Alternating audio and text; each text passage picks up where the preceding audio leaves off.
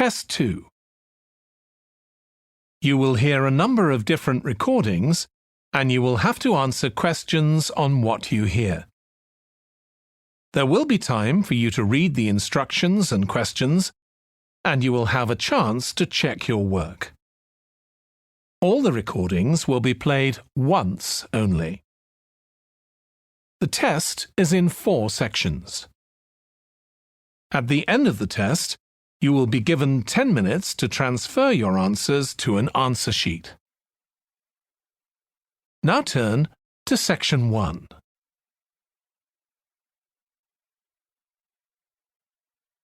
Section 1. You will hear a woman phoning the secretary of a cycling club to find out about becoming a member. First, you have some time to look at questions 1 to 6.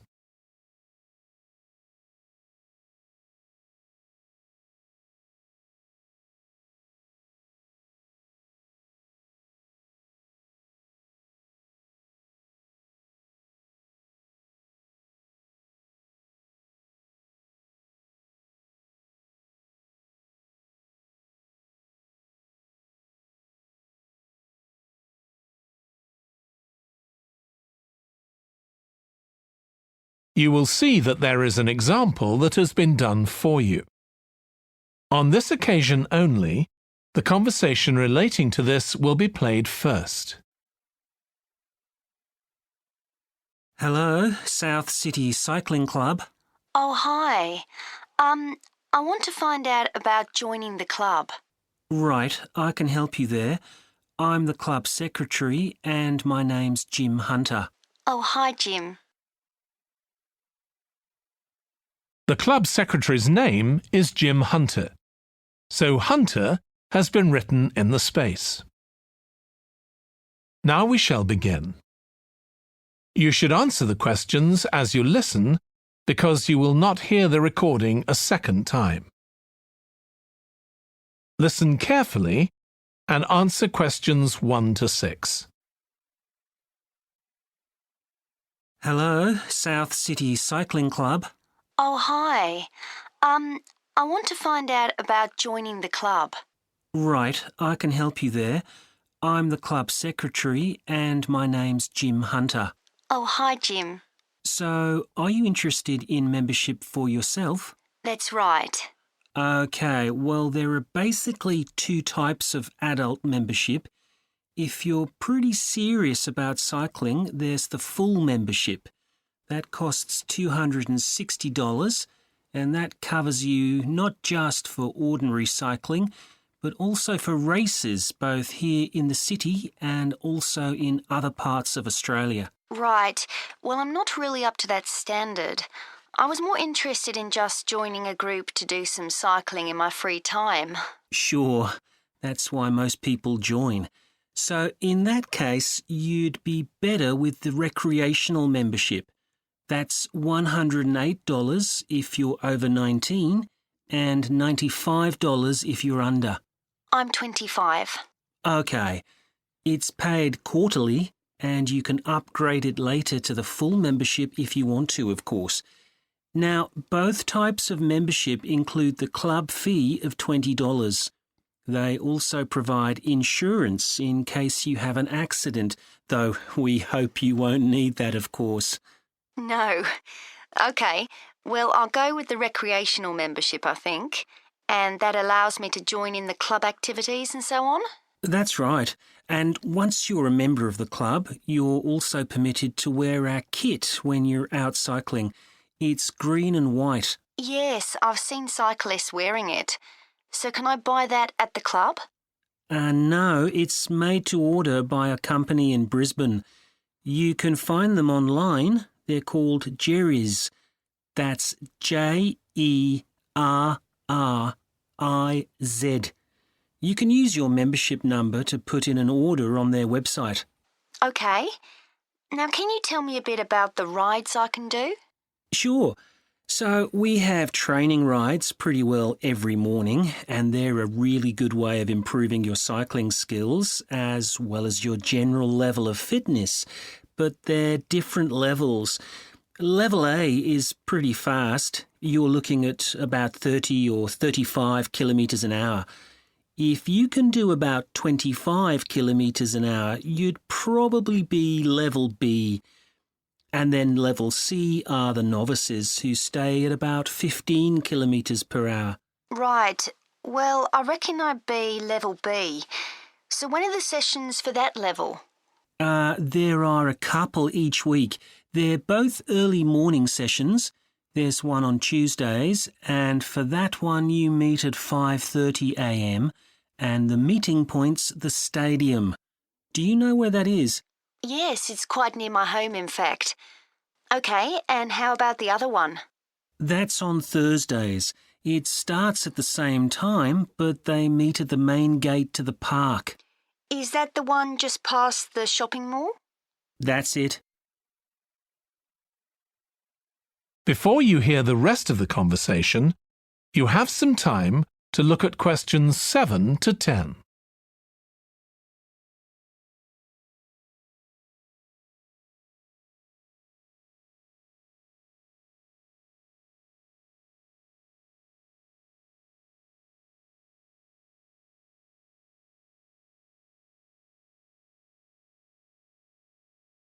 Now listen and answer questions 7 to 10. So how long are the rides? They're about an hour and a half, so if you have a job, it's easy to fit in before you go to work. And the members often go somewhere for coffee afterwards, so it's quite a social event. OK, that sounds good. I've only just moved to the city, so I don't actually know many people yet. Well, it's a great way to meet people. And does each ride have a leader? Sometimes, but not always. But you don't really need one. The group members on the ride support one another anyway. How would we know where to go? If you check the club website, you'll see that the route for each ride is clearly marked. So you can just print that out and take it along with you. It's similar from one week to another, but it's not always exactly the same. And what do I need to bring? Well, bring a bottle of water and your phone. You shouldn't use it while you're cycling, but have it with you. Right. And in winter, it's well before sunrise when we set out, so you need to make sure your bike's got lights. That's OK. Well, thanks, Jim. I'd definitely like to join. So what's the best way of going about it? You can... That is the end of section 1. You now have half a minute to check your answers.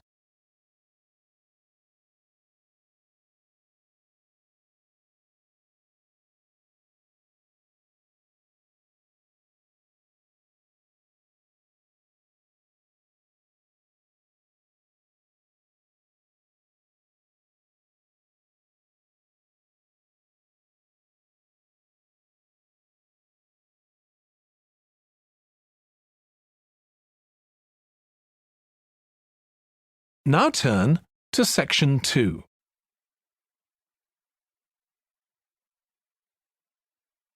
Section 2. You will hear a manager in a company talking to employees about volunteering for charity work. First, you have some time to look at questions 11 to 16.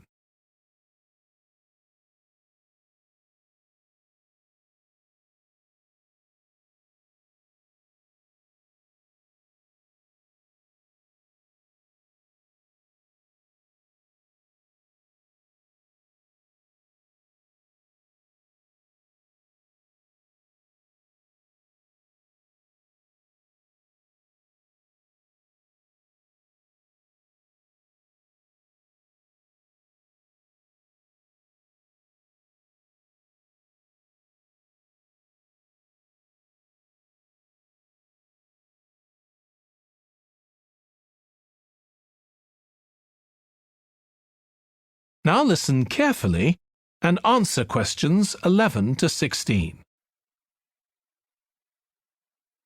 Thanks for coming, everyone. Okay, so this meeting is for new staff and staff who haven't been involved with our volunteering projects yet.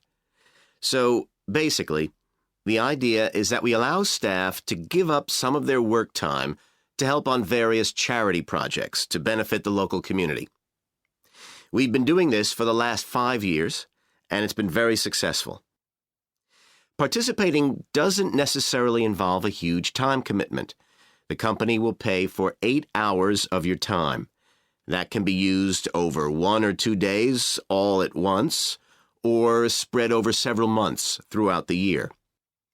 There are some staff who enjoy volunteering so much, they also give up their own free time for a couple of hours every week. It's completely up to you. Obviously, many people will have family commitments and aren't as available as other members of staff. Feedback from staff has been overwhelmingly positive. Because they felt they were doing something really useful, nearly everyone agreed that volunteering made them feel more motivated at work. They also liked building relationships with the people in the local community and felt valued by them. 1 or 2 people also said it was a good thing to have on their CVs. One particularly successful project last year was the Get Working project. This was aimed at helping unemployed people in the area get back to work. Our staff were able to help them improve their telephone skills, such as writing down messages and speaking with confidence to potential customers, which they had found quite difficult. This is something many employers look for in job applicants, and something we all do without even thinking about every day at work. We've got an exciting new project starting this year. Up until now, we've mainly focused on projects to do with education and training, and we'll continue with our reading project in schools and our work with local charities. But we've also agreed to help out on a conservation project in Redfern Park. So if any of you fancy being outside and getting your hands dirty, this is the project for you. I also wanted to mention the annual Digital Inclusion Day, which is coming up next month. The aim of this is to help older people keep up with technology. And this year, instead of hosting the event in our own training facility, we're using the ICT suite at Hill College, as it can hold far more people. We've invited over 60 people from the Silver Age Community Center to take part, so we'll need a lot of volunteers to help with this event. If you're interested in taking part, please go to the volunteering section of our website and complete the relevant form. We won't be providing any training for this, but you'll be paired with an experienced volunteer if you've never done it before. By the way, don't forget to tell your manager about any volunteering activities you decide to do. Before you hear the rest of the talk, you have some time to look at questions 17 to 20.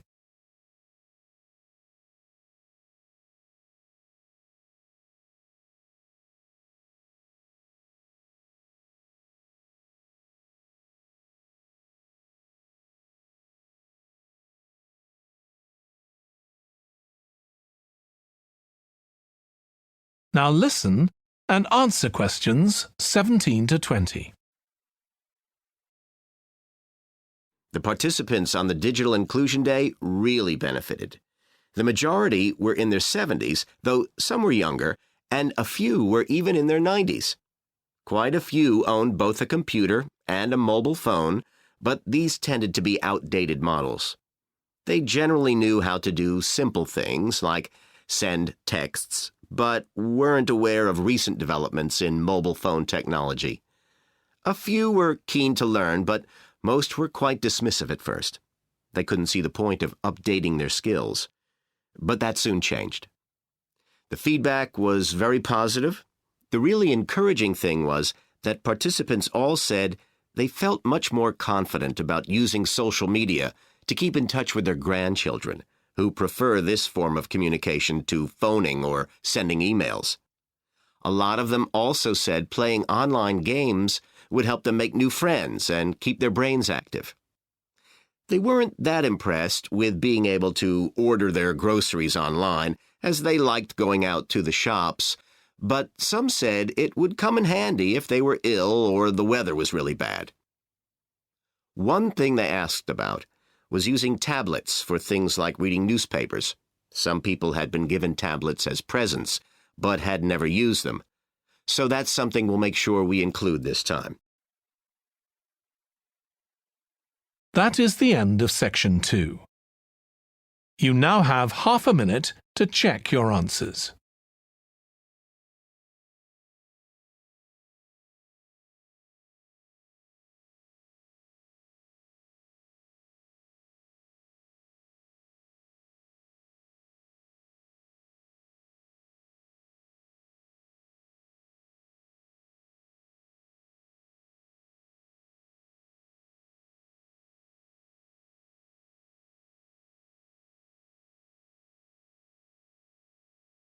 Now turn to section 3.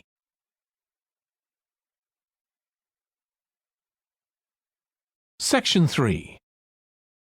You will hear a student called Russ consulting his tutor about a presentation he is preparing on nanotechnology, the study of materials on an extremely small scale. First, you have some time to look at questions 21 to 25.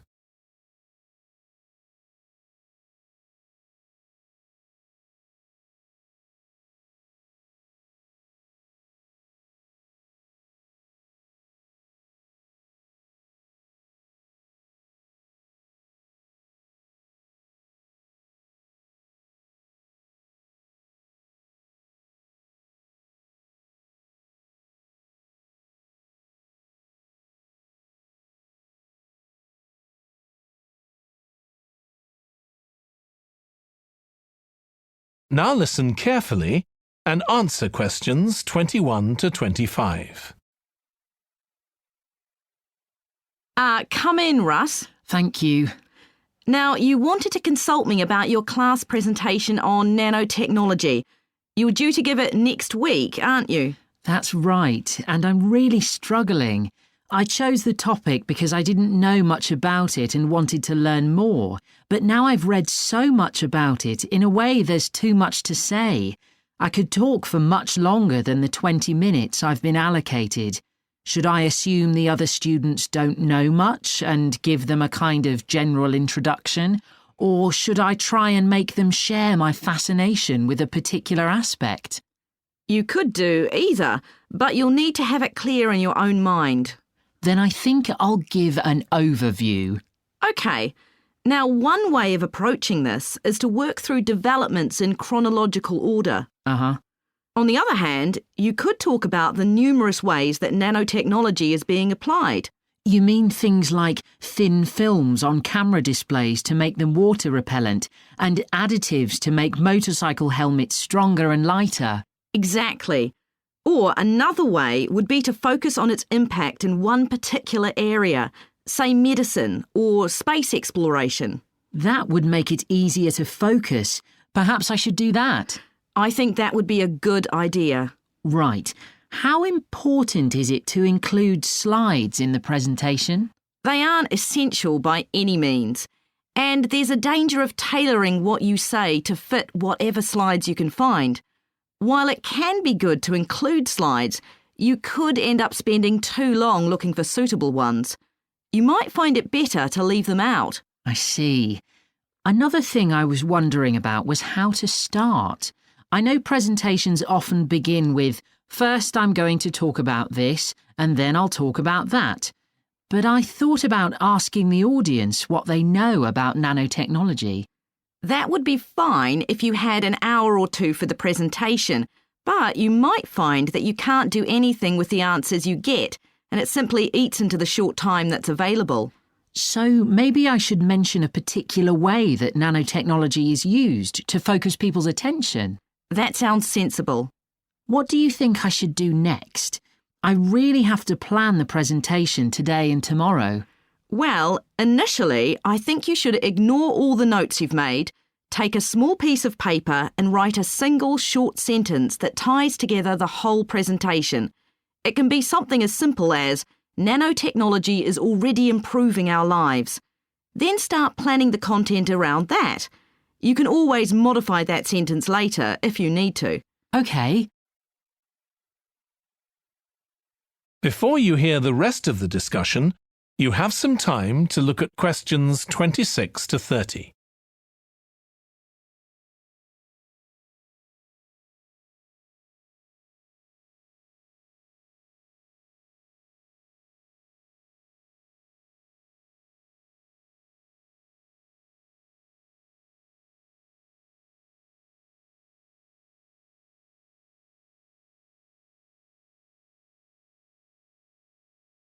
Now listen and answer questions 26 to 30.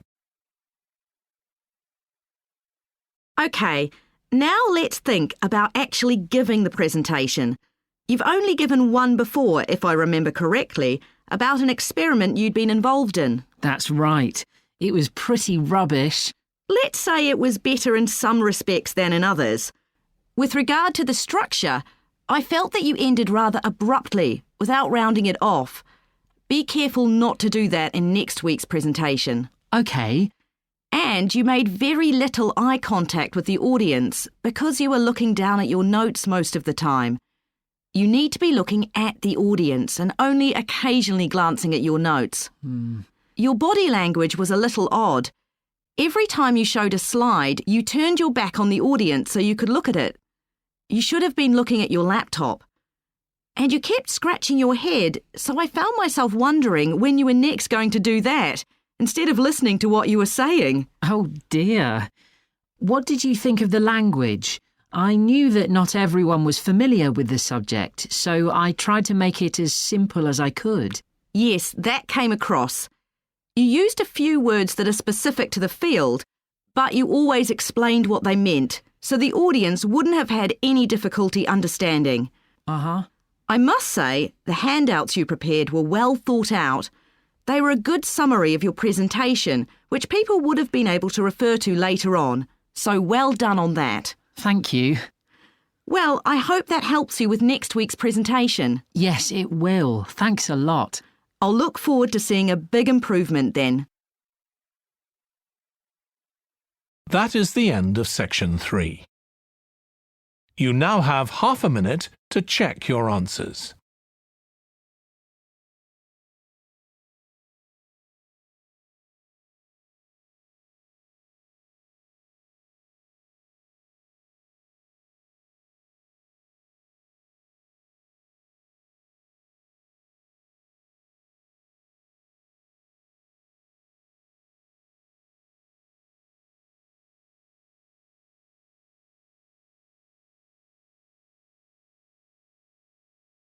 Now turn to section 4.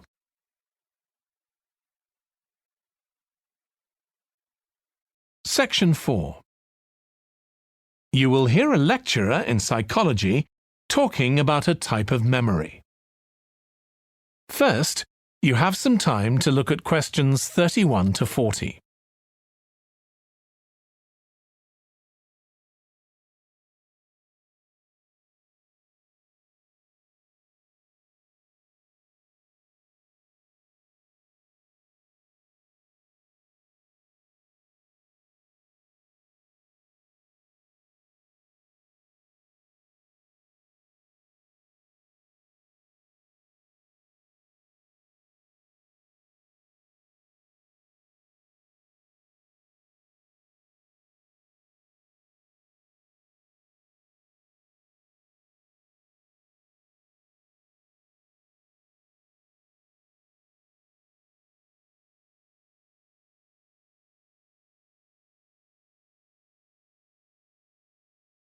Now listen carefully and answer questions 31 to 40. Today, we'll be continuing the series of lectures on memory by focusing on what is called episodic memory and what can happen if this is not working properly. Episodic memory refers to the memory of an event or episode. Episodic memories allow us to mentally travel back in time to an event from the past. Episodic memories include various details about these events. For example, when an event happened and other information such as the location. To help understand this concept, try to remember the last time you ate dinner at a restaurant. The ability to remember where you ate, who you were with, and the items you ordered are all features of an episodic memory. Episodic memory is distinct from another type of memory called semantic memory. This is the type of factual memory that we have in common with everyone else. That is your general knowledge of the world. To build upon a previous example, remembering where you parked your car is an example of episodic memory. But your understanding of what a car is and how an engine works are examples of semantic memory. Unlike episodic memory, semantic memory isn't dependent on recalling personal experiences. Episodic memory can be thought of as a process with several different steps of memory processing, encoding, consolidation, and retrieval. The initial step is called encoding. This involves the process of receiving and registering information which is necessary for creating memories of information or events that you experience. The degree to which you can successfully encode information depends on the level of attention you give to an event while it's actually happening. Being distracted can make effective encoding very difficult. Encoding of episodic memories is also influenced by how you process the event. For example, if you were introduced to someone called Charlie, you might make the connection that your uncle has the same name. Future recollection of Charlie's name is much easier if you have a strategy to help you encode it. Memory consolidation, the next step in forming an episodic memory, is the process by which memories of encoded information are strengthened, stabilized, and stored to facilitate later retrieval. Consolidation is most effective when the information being stored can be linked to an existing network of information. Consolidation makes it possible for you to store memories for later retrieval indefinitely. Forming strong memories depends on the frequency with which you try to retrieve them. Memories can fade or become harder to retrieve if they aren't used very often. The last step in forming episodic memories is called retrieval, which is the conscious recollection of encoded information. Retrieving information from episodic memory depends upon semantic, olfactory, auditory, and visual factors. These help episodic memory retrieval by acting as a prompt. For example, when recalling where you parked your car, you may use the colour of a sign close to where you parked. You actually have to mentally travel back to the moment you parked.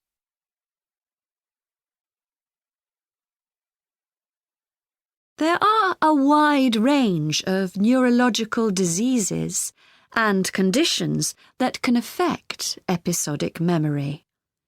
These range from Alzheimer's to schizophrenia to autism. An impairment of episodic memory can have a profound effect on individuals' lives. For example, the symptoms of schizophrenia can be reasonably well controlled by medication. However, patients' episodic memory may still be impaired, and so they are often unable to return to university or work. Recent studies have shown that computer-assisted games designed to keep the brain active can help improve their episodic memory.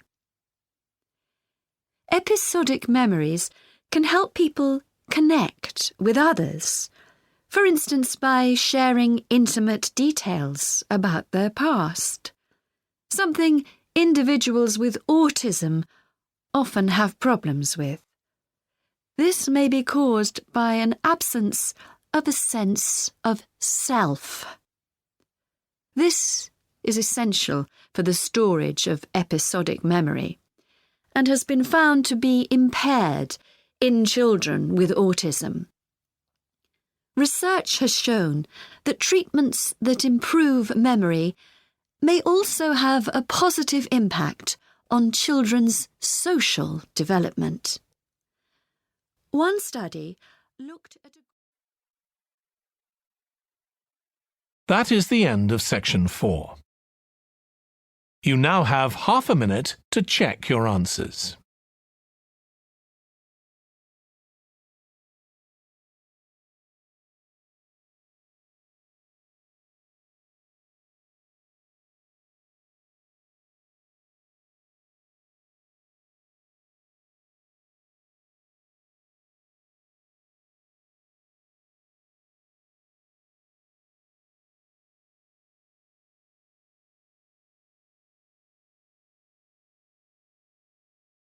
That is the end of the listening test. In the IELTS test, you would now have 10 minutes to transfer your answers to the answer sheet.